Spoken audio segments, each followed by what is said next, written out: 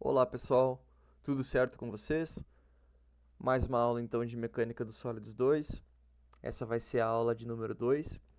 A gente vai estar abordando assuntos um pouco mais relacionados a essa disciplina, a Mecânica dos Sólidos 2, e deixar um pouco de lado as, as nossas revisões de Mecânica dos Sólidos 1.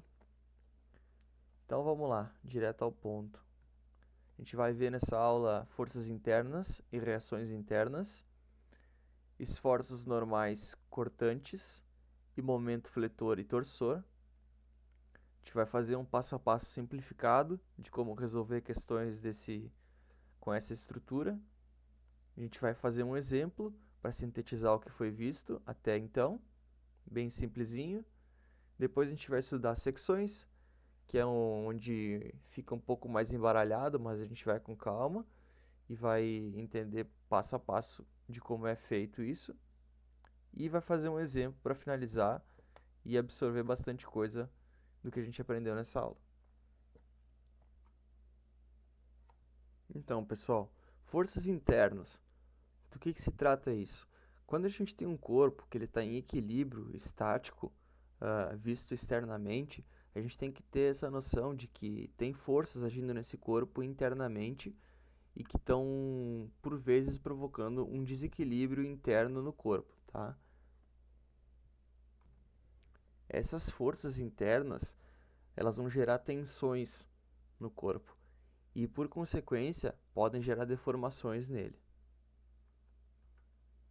Aqui no exemplo a gente tem esse corpo sofrendo uma carga distribuída de 1000 newtons por metro e a gente pode ver na figura de baixo colorida ali que existe uma força, um momento de flexão nessa viga e está ocasionando um esforço interno nela, não só externo, né? Falando agora sobre as reações internas, essas reações que acontecem então dentro do corpo, elas agem ao longo de todo o corpo, mas elas vão variar conforme a turbulência externa. O que isso quer dizer? Que a estrutura está sofrendo alguma imposição de carga ou força. Sabendo disso, eu vou saber a tensão nesse ponto. Isso tudo a gente vai estudar futuramente, tá? Mas um breve resumo do que dá para fazer com essas informações. Aí eu vou saber, dentro da estrutura, qual o ponto mais crítico, que é o ponto que vai ter mais esforços internos dentro desse corpo. Aí, como passo seguinte, a gente calcula as tensões nesse ponto. E por fim, a gente vai saber escolher, dentre diversos materiais, o material correto para essa aplicação, conforme esse maior esforço que está sofrendo esse corpo. Ou seja, se eu tiver um corpo sofrendo uma carga X, eu preciso de um material que suporte essa carga X, sendo essa carga X a carga extrema do material, carga extrema sofrida pelo material. Aqui é importante também a gente citar que essa análise de reações internas ela pode ser feita em qualquer direção da viga. Nesse exemplo aqui, a gente está lidando com um ponto aqui que existe uma reação externa no ponto A e essa reação está gerando um momento. Um momento, uma força normal e uma força cortante. A gente vai ver mais para frente, mas são essas forças das setinhas verdes.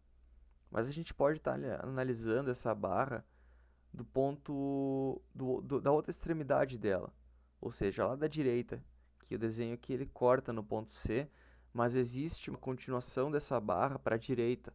Então a gente pode estar fazendo essa mesma análise de reações internas partindo do ponto extremo direito da barra em direção ao ponto A da barra. Independente do ponto que a gente iniciar essa análise, as reações elas vão ser as mesmas no ponto C.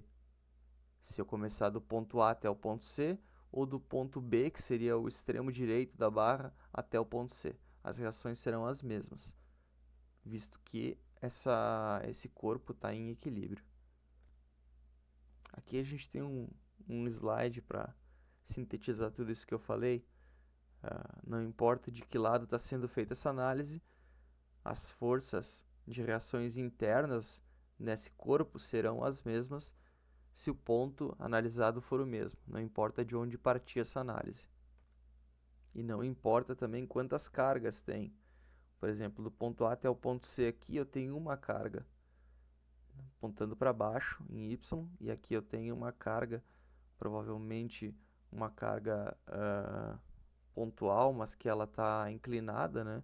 E aí, fazendo a decomposição dos vetores de força, aqui eu tenho uma força em x e em y, mas independente dessa situação, as minhas reações internas vão ser as mesmas se calculadas no mesmo ponto do mesmo sólido. Agora a gente vai falar sobre as forças normais e cortantes e sobre os momentos que atuam nesses corpos, falando de reações internas. A primeira é a força normal, também chamada de N, e também chamada de axial. Essa força pode ser de tração ou de compressão. Ela vai se diferenciar pelo sinal. O sinal positivo vai ser de tração e o negativo de compressão. Essa força sempre vai atuar no eixo X pressão. Se as forças estiverem em direções opostas, no mesmo eixo em direções opostas, elas vão estar ocasionando tração nesse componente, nesse sólido, né? Tracionando, igual como se a gente pegasse uma corda e cada um puxasse de um lado, existiriam forças em direções opostas e geraria uma tração na corda. Em contraponto, a compressão ela vai ter forças no mesmo eixo e apontando para a mesma direção, né? No caso, para o centro desse corpo sólido, ambas as direções, né? E aqui a gente pode usar um exemplo como se fosse uma prensa hidráulica que estivesse pressionando, onde a mesa tivesse um movimento, tanto a mesa quanto a carga suspensa tivessem um movimento. E quando acionada, as duas cargas, tanto a da mesa quanto a carga compressora, ambas convergissem para o mesmo centro, né? Isso é a compressão. Já o esforço cortante, pessoal, também chamado de V, ele é um esforço de corte que desloca as moléculas do material em sentidos opostos. Então, do que se trata essa força? Ela é uma força que age no eixo Y, tá? A gente vai usar como exemplo essa figura aqui. Nessa figura, a gente tem um parafuso. Esse parafuso, ele atravessa verticalmente 3 chapas, tá? Essa chapa central aqui, que ela tem uma espessura maior que as outras, ela está, digamos, presa num ponto para cá, para a esquerda, enquanto as outras chapas estão fazendo uma força contrária para a direita.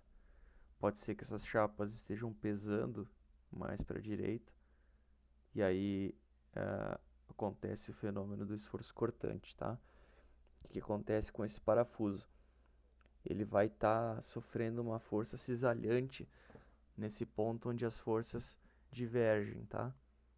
Aqui, como a gente pode ver nesse exemplo aqui de secção do parafuso, nessa parte onde as forças estão fazendo carga para a direita, essa parte do parafuso também está sofrendo cargas para a direita. Aqui nesse ponto do parafuso onde as forças divergem, onde tem essa fronteira de forças, a gente tem um vetor apontando para um lado e um apontando para o outro. É aqui que vai acontecer o ápice desse momento, esse esforço de corte, esse esforço cortante, tá? Onde o material pode vir a cisalhar por conta desse esforço. Esse esforço, ele não é de tração. Muitas vezes o pessoal confunde, porque como a gente pode ver, ele está variando no eixo Y. Deixa eu tentar desenhar aqui. Digamos que a gente tivesse um plano cartesiano aqui, esse e esse parafuso estivesse bem em cima do eixo Y, tá? Esse ponto aqui eu vou deixar como ponto 0. Esse ponto aqui estaria, digamos, no ponto 4 aqui. E essa outra força aqui estaria no ponto 2, por exemplo. Então, isso diverge da tração, tá? A gente pode pensar, as duas forças estão em direções contrárias e se distanciando do centro do corpo, né? Tração não é bem por aí, porque essas forças estão em pontos diferentes do eixo Y do sólido, né? Por isso a gente chama de esforço cortante. Momento fletor, então, pessoal, é o momento de flexão que provoca uma curvatura no corpo, né? Aqui a gente tem um exemplinho aqui bem simples de uma viga que está com duas reações simples, uma em cada lado, uma em cada extremidade, né? E uma força agindo bem no centro dessa viga. A forma dela vai deformar desse jeito aqui, né? Vai acontecer uma flexão bem no centro dela.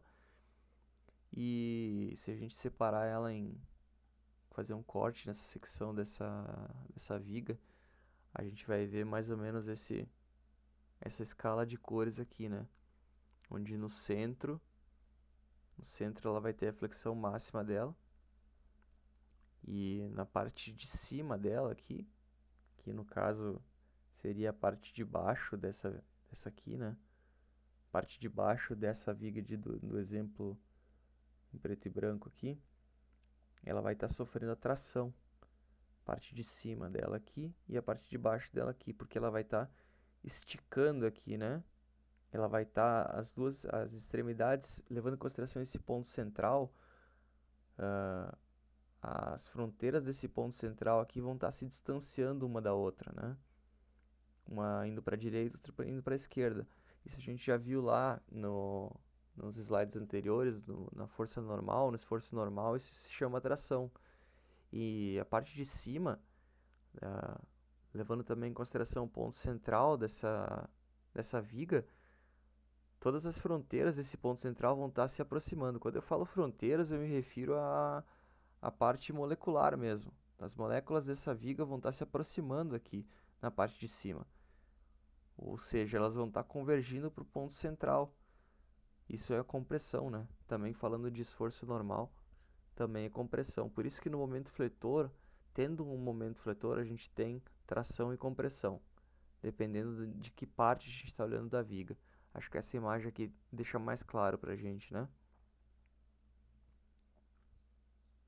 Momento torsor agora, pessoal. É o momento, então, onde acontece a torção do material, né? A gente pode ver nesse exemplo aqui, a gente tem... Deixa eu só selecionar aqui. A gente tem uma das extremidades sofrendo um momento, por exemplo, esse aqui, né? Em direção no sentido anti-horário. E esse momento aqui, na outra extremidade, no sentido horário. Então, esses dois momentos agindo no mesmo corpo, ele cria um momento torsor no corpo. A gente pode ver aqui, antes da deformação, a gente tinha linhas contínuas, né? E retas. Aqui a gente já tem linhas, essas mesmas linhas longitudinais aqui, torcidas, né? Elas não estão mais retas. Se a gente traçar uma reta entre o ponto inicial, por exemplo, dessa linha aqui e o final dela, a gente vai ver que elas não estão mais retas, né? Tem uma torção no corpo, é como se pegasse um pano, a gente espremesse um pano, né?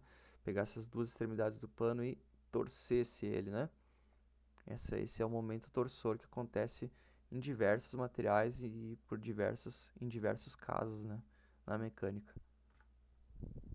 Passo a passo simplificado, então, pessoal, para a gente resolver as questões que envolverem esforços internos, tá? Primeiro passo que a gente vai ter que sempre fazer é calcular as reações externas, que era o que a gente já estava fazendo, né? Que a gente aprendeu em mecânica dos sólidos 1, quando a gente tem um esforço, um vínculo, né? Podendo ser um engaste, um vínculo simples ou duplo, a gente calcula as reações que tem nesses vínculos, né? Isso a gente vai sempre fazer. Calcula essas reações externas, Aí a gente pode optar por redesenhar o exercício, né? Redesenhar a estrutura toda, já colocando essas reações e quais que são as cargas, né, nessas reações, ou a gente mantém o mesmo desenho. A gente define então um ponto ao longo do sólido, onde a gente vai fazer um corte para ver os esforços internos. Essa parte do corte a gente vai ver lá nas secções aonde a gente vai, qual ponto a gente vai definir para fazer esse corte, tá? Tem pontos certos para fazer isso, não é um ponto aleatório na viga. Terceiro passo, então a gente define quais esforços internos estão agindo nesse ponto. Os esforços internos vão depender dos esforços externos e das cargas externas. Também a gente vai ver mais pra frente. Mas anotem esse passo a passo que vai simplificar futuramente para a gente estar resolvendo exercícios, tá? O quarto passo, então, é calcular os somatórios de forças nos eixos, considerando a secção do sólido escolhida e os esforços internos. Aí, para finalizar, então, a gente vai ver quais são os somatórios de forças nos eixos, tá? Usando também as cargas de esforços internos que a gente vai ter no sólido. Aqui nesse exemplo, ele não é um exemplo completo, tá? Ele é só um exemplo para a gente tirar como base para os próximos exemplos que a gente vai fazer, como a gente tem que iniciar, né? Seguindo aquele passo a passo ali. A gente então calculou, deixa eu pegar aqui a caneta, o apontador. Esse caso aqui a gente calculou os esforços externos, né? São dois esforços simples que geram uma reação em Y. A gente calculou ela aqui, né? Inclusive é do exemplo da aula 1. Calculamos ele aqui e a gente tem uma força concentrada aqui, uma carga de 5 kN para baixo no centro dessa barra. A gente definiu o ponto de corte aqui nesse pontinho aqui. Eu não coloquei, mas a gente pode colocar como ponto D, né? A gente coloca aqui. Deixa eu colocar ponto D aqui. Então, ponto D ali. E aí, a gente faz um corte nessa secção. A gente desenha o que a gente já tinha aqui antes dessa secção. A gente desenha aqui embaixo. Coloca essa reação que a gente tinha aqui. E a gente estipula uma medida até esse corte. No caso aqui a gente estipulou 1,5 metros, a gente tinha um total de 2, a gente fez um corte nos 1,5. Esse aqui também a gente vai aprender mais pra frente qual que é a posição de ser feito ele. Não necessariamente a gente tem que ter uma medida aqui, tá? A gente pode deixar em função de x e aí variar conforme x, conforme o comprimento, né? Mas nesse caso eu coloquei para ficar mais simples, tá? 1,5 metros. A gente tem, como a gente tem uma força de reação para cima em y, a gente vai ter que ter uma cortante para baixo para contrapor esse movimento aqui, né? A gente tem uma reação externa aqui. O contraponto dessa reação externa vai ser uma reação interna contrária para permanecer em equilíbrio, né? Tudo que faz uma força externa para uma direção vai ter uma reação interna contrária, né? Então a gente sempre tem que pensar assim. Se o y externo é para cima, o meu v interno vai ser para baixo. Se o meu x externo for para a direita, o meu x interno, o meu normal, vai ser para a esquerda, né? E segue essa lógica. Então, a gente tem um cortante para baixo e tem um momento também atuando nessa viga aqui, porque a gente tem uma força, né? Uma carga aqui, carga V. Então, a gente vai ter um momento. A gente faz então agora os somatórios das forças que a gente tem aqui nesse exercício. Nesse caso, a gente tem o somatório das forças em Y, que vai ser os 2,5 da reação externa, menos o V da cortante para baixo, né? A gente indica com o sinal negativo. Igual a zero, porque está em equilíbrio, a gente tem que então V igual a 2,5 kN. Essa é a cortante do nosso exercício até aqui. Momento, então a gente tem o V, a gente parte, no caso aqui a gente partiu, né, o momento em A, a gente partiu daqui, do momento do ponto A em diante, a gente tem uma força V, né, para baixo, fazendo sentido horário, né. Aqui, pessoal, eu peço perdão, ficou errado o sinal aqui. No caso, esse momento aqui ele vai ser negativo, porque ele está no sentido horário, né. Então, esse V aqui ele vai vir como negativo aqui, pessoal. Só corrigindo, tá? Sinal negativo, porque está no sentido horário, né? Então, seguindo, menos V vezes essa distância de 1,5 do braço de alavanca. Isso é igual a zero. E a gente substitui aqui o V pelo que a gente calculou aqui em cima já, 2,5 vezes a distância de 1,5, momento de 3,75. No caso aqui, vai ser um sinal negativo também, e esse resultado vai dar negativo, tá? O que indica pra gente isso, bem importante, tá, pessoal? Que como a gente não tem certeza de qual vai ser o movimento dessa barra, o movimento no caso do momento, a gente não tem certeza se vai ser sentido horário ou anti-horário, a gente sempre estipula um sentido aqui, tá? Não tem que saber o que vai acontecer aqui. O sinal que a gente vai calcular, o resultado, o sinal, vai dar pra gente se está certo esse sentido ou errado. No caso, deu negativo. Ou seja, esse sentido que eu estipulei aqui, ele é o contrário, tá?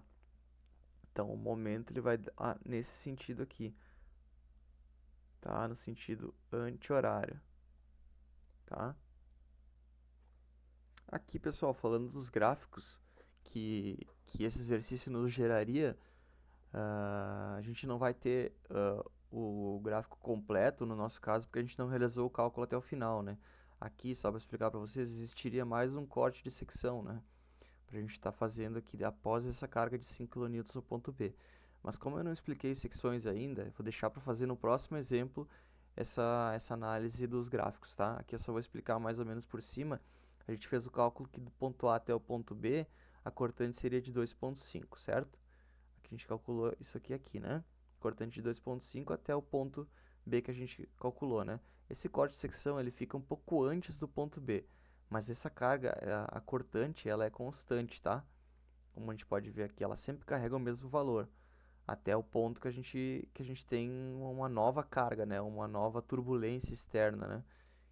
E aí, a partir desse ponto, se a gente continuasse, traçasse mais um corte de secção um pouquinho antes do ponto C aqui, a gente veria que a carga seria a mesma, mas teria um valor negativo. Falando de momento, no momento sempre há um ponto máximo. Então aqui o ponto máximo seria onde tem a maior aplicação de carga, que seria no ponto B. Aqui também a gente tinha calculado, né?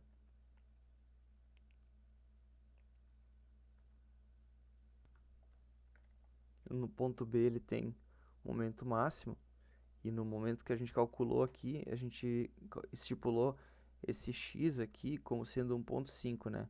Nesse exemplo que ele resolve, ele deixa o comprimento de até onde vai a secção como uma incógnita. A gente pode variar em função de x, né? Se a gente botasse 1,5 aqui, o momento daria 3,75 mais ou menos aqui, né? Onde está dando aqui, né? E assim por diante até o fim da viga. Então, pessoal, as secções, para essa parte bem importante do conteúdo. Quando temos turbulências externas, como por exemplo forças e cargas ou vínculos, temos que iniciar uma nova equação, e a cada equação temos uma nova secção. Normalmente a nomenclatura das secções são S1, S2 e S3. Cada secção terá uma equação de normal, cortante e momento. Deve escolher um ponto de extremidade do sólido e todas as secções devem partir ou iniciar desse ponto até o fim da secção. Assim, temos certeza que vai iniciar os cálculos de um ponto em equilíbrio. Tá, pessoal? Se vocês quiserem anotar isso aqui, bem importante, tá? Vai auxiliar vocês nas dúvidas que vão vir pela frente. A gente vai fazer um exemplinho, então. Só vou sintetizar o que estava escrito no slide anterior aqui. Então, o que diz pra gente? Que todo momento que a gente tiver uma turbulência externa, a gente vai ter uma secção nova, né? O que ele quer dizer com turbulência? Ele até exemplifica lá. São cargas externas, forças externas, vínculos. Cada um dessas turbulências vai gerar para nós uma secção diferente. Então, por exemplo, aqui eu tenho uma secção, tenho uma força P, né? Um pouquinho antes dessa carga P, eu vou ter um corte aqui de secção. E eu posso chamar ele de S1, como a nomenclatura indica.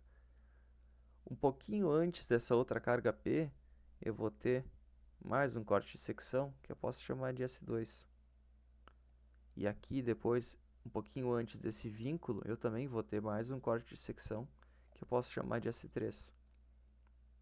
Todas esses pontos que eu indiquei aqui, o ponto P, ou outro ponto P, esse vínculo em B, todos esses são turbulências, e cada turbulência indica que há uma secção nova a ser calculada, ou seja, há reações diferentes acontecendo nesse intervalo entre S2 e S3, nesse intervalo entre S1 e S2.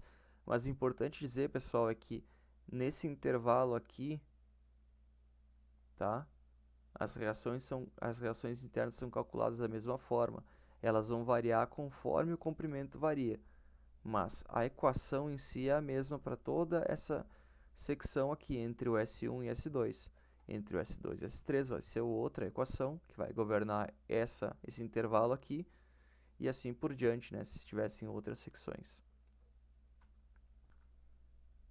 Resolvendo o exemplinho, então, galera, a gente tem uma viga aqui com dois vínculos simples externos, né, no ponto A e no ponto B, gerando reações em Y, sendo elas o RAY e RBY. A gente vai estar realizando conforme aquele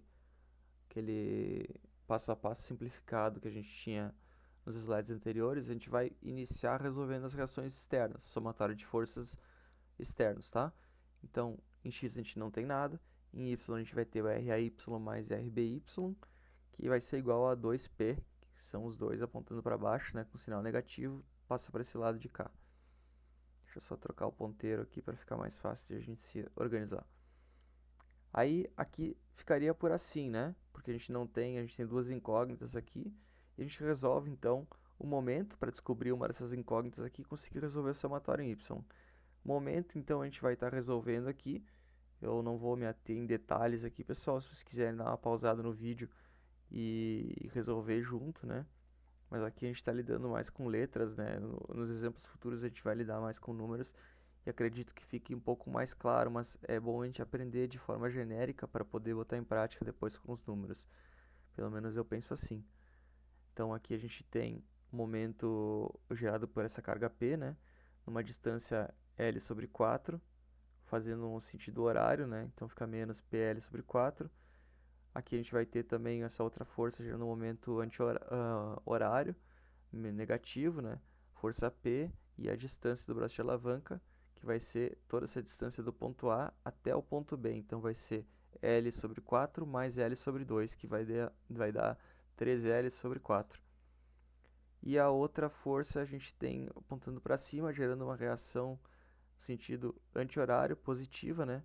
A força é o RBY e o comprimento, o braço de alavanca é o L, porque é o somatório de todos esses intervalos aqui, L sobre 4, L sobre 2, mais L sobre 4. Né?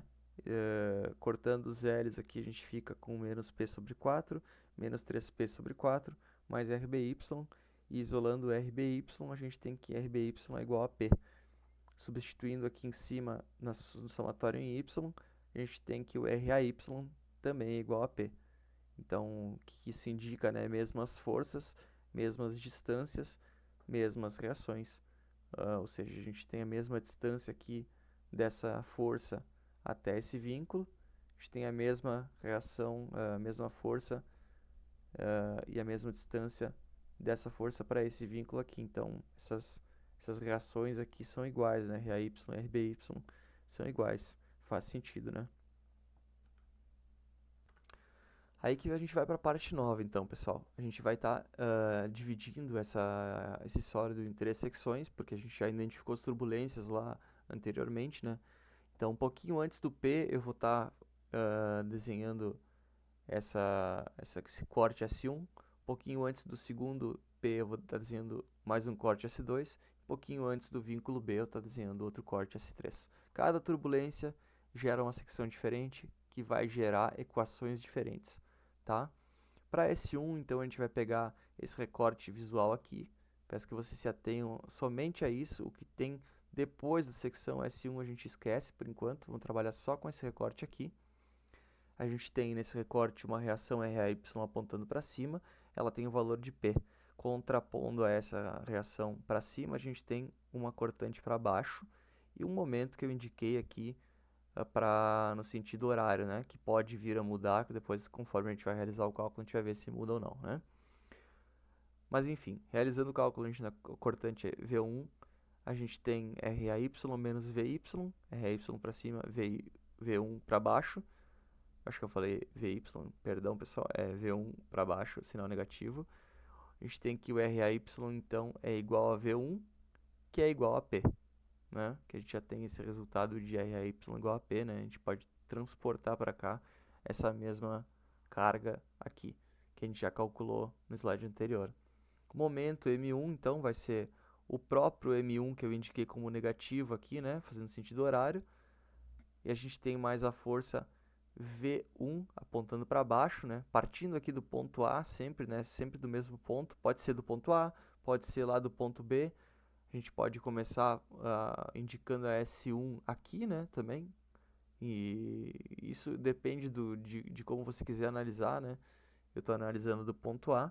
Então, do ponto A até a V1, eu tenho um comprimento que eu chamei de X. Aqui eu vou estar variando, conforme eu falei para vocês, eu posso variar esse braço de alavanca em todo esse comprimento dessa secção aqui, né, desse intervalo, e eu posso colocar em função de X, né. Depois, se eu quiser saber qual que é a reação nesse ponto aqui ou nesse ponto aqui, aí eu posso ir variando o X, né. Mas aí cheguei à conclusão que o M1, momento 1 aqui, é igual a menos Px, né? É isso, pessoal. Basicamente, isso aqui, tá? Para calcular a secção. Quando é uma secção. Quando são duas aqui, né? No caso, a gente vai calcular todo esse intervalo aqui, né? Porque o que vai estar agindo na barra nesse ponto aqui, por exemplo, leva em consideração tudo o que aconteceu com a barra desde o ponto A até esse ponto que a gente escolhe aqui, né? Até o ponto X aqui. Então, vamos lá, a gente tira esse recorte também, esquece tudo que está depois do S2. A gente recorta só o que está antes do S2. A gente tem um vínculo aqui, RAY igual a P para cima, uma força P apontando para baixo, numa distância de L sobre 4 do ponto A, né? E contrapondo essa reação para cima, a gente tem uma cortante para baixo, que a gente chama de V2, e um momento que eu escolhi chamar que eu escolhi a orientação dele, sentido horário, chamei de M2, né? Calculando a cortante aqui, eu tenho RAY para cima, menos a força P para baixo, menos a cortante 2 para baixo também. Vou chegar à conclusão que o meu V2 é igual a zero, né? Trocando o RAY por P aqui, né? Ficaria P positivo, menos P, cortaria aqui, o V2 viria para um lado e igualaria a zero, né? V2 igual a zero. O momento M2, então, eu vou estar colocando aqui o meu momento integral aqui que eu coloquei, que eu defini como horário, né? E aí eu vou estar colocando essa força P, que parte daqui do A, né? Até P, vezes o braço de alavanca de L sobre 4, no sentido, com sinal negativo, né? Aqui, pessoal, esse sinal do momento 2 aqui tem que ser negativo, tá? Porque ele está fazendo sentido horário, tá? Tem que ser negativo, que nem foi aqui em cima. Peço perdão. Fazendo isso, pessoal, a gente vai ter um resultado aqui, depois de cortar o V2 aqui, porque o V2 o V2 é zero aqui, né? Multiplicando por x fica zero. Fica PL sobre 4. Só que como a gente tem um sinal negativo aqui, esse PL sobre 4 vai ser também negativo, tá? Passando pro lado de cá, né? O que isso indica, pessoal? De novo, momento 1 aqui, a gente tinha indicado ele com sentido horário, o certo é sentido anti-horário, tá? A reação interna vai ser em sentido anti-horário, né? Certo? Para sustentar essa força que ele vai estar fazendo para baixo aqui, a reação vai ter que ser para o sentido anti-horário. Mesma coisa aqui, tá, pessoal? Sentido anti-horário é a reação certa. Por que isso? Porque deu o resultado negativo aqui, né? Negativo aqui também para momento, tá? A seção 13, então, pessoal, agora. a gente tem a barra completa sem a reação final, né? A gente tem até o passando a segunda carga aqui, né? Passando a segunda carga, a gente tem uma cortante V3 para baixo, né? Reagindo a SR a Y para cima. E a gente tem um momento M3 que eu indiquei como fazendo movimento horário, né? Essa cortante V3 aqui, a gente tem RAY para cima, menos esse P, menos esse outro P, menos a cortante 3, igual a zero. Isolando aqui, substituindo RAY por P, a gente fica com V3 igual a menos P, né? Que a gente vê aqui que a gente vai ter que inverter a direção dessa força cortante, né? Essa cortante aqui vai ter que ser para cima. Por quê? Porque o sinal deu negativo aqui, né? O momento M3, então, fazendo todo esse algebrismo aqui, para encurtar um pouquinho o vídeo, eu vou resumir para vocês aqui que a gente chega num resultado de PL menos PX para M3, tá? Aí o pessoal pergunta, né? A gente tem dúvida em relação ao por que não existe um S3 aqui para calcular, por exemplo, por que não existe isso aqui, né?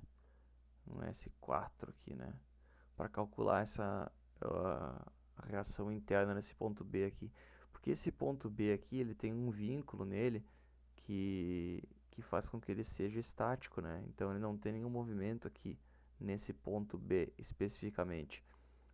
As únicas reações que tem aqui são reações externas que já foram calculadas lá no primeiro passo, né? Nesse primeiro slide aqui, que é o RBY igual a P, né? Essa é a única reação que a gente tem aqui. A gente não tem momento também.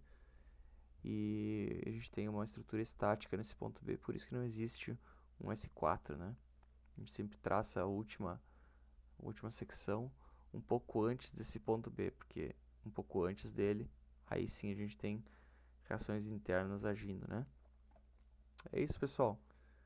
Espero que vocês tenham gostado aí e espero vocês na próxima aula. Bons estudos. Até mais.